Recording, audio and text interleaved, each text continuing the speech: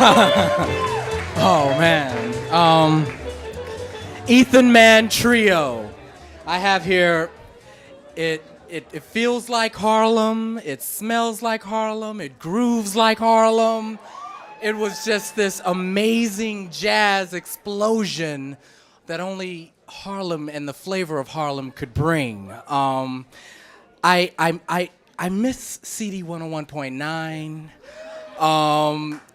And I was backstage and I was looking at all the band members, and you could tell like when people are serious about their music, they had this game face on. It was this like, we're gonna wreck this, we know it. And I love that swagger. It was the piece that you guys provided. It was the epitome of improvisation. And I wasn't born back in the 20s and 30s and 40s in the Harlem Renaissance back in the day, but you guys have that flavor. It was something about the joy, and the keyboardist, he couldn't even sit in his chair. He was too busy, he was feeling the groove. You know what I'm saying? And that's what jazz music, feeling good about your environment, feeling good about yourself, that's what it's all about. So you guys had a great time, and I could feel it. Right on.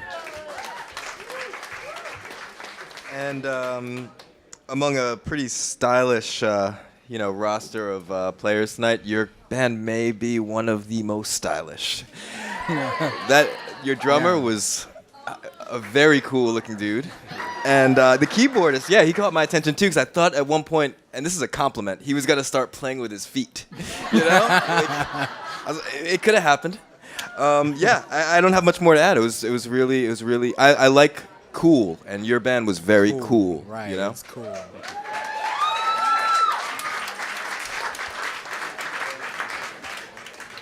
I said to one of the other performers tonight that I, played guitar as a kid, but what happened, my brother brought home this record of Wes Montgomery, and I listened to it and I thought, Mom, maybe I can play piano.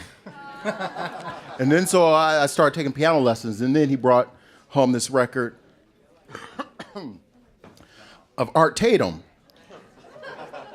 And I thought, maybe I'll become a doctor or something,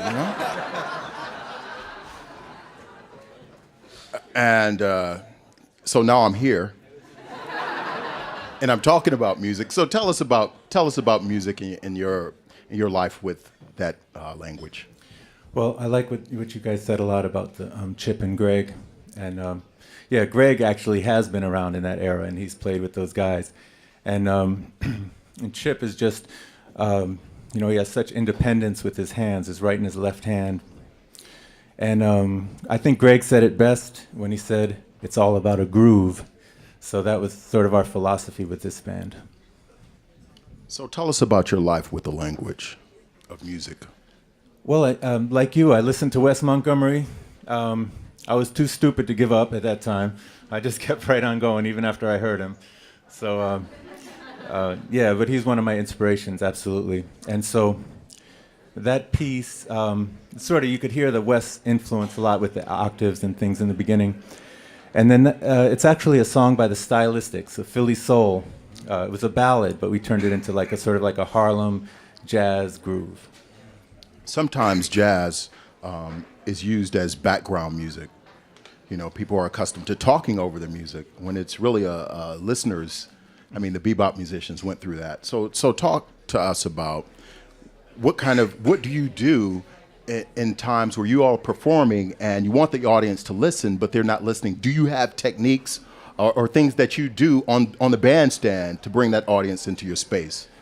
Well, when you watch Greg, I mean, he's from the old school, so he's an entertainer as well as a master musician, and Chip too, and so they bring people into them by how much joy they have and how they express themselves, and I try to do that too.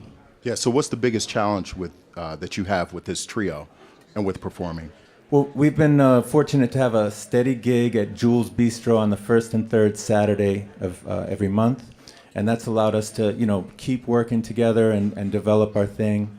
And the biggest challenge is breaking through the, like you said, the background music type of situation into the stage like this, where it's pretty much undivided attention, and that's what we crave. Yeah, jazz is our music. It's America's music. What do we need to do as a listening audience?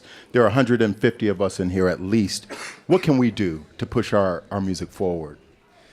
Well, I just recommend people listen to Wes Montgomery, John Coltrane, and it's brought me so much joy and taught me so many things, like nonverbal type of emotional things, like even instrumental music. It has a lot of feelings. It can evoke emotional memory and all sorts of wonderful things. So just listen is the best thing. Ethan Mann Trio. Let's give it up for him, y'all.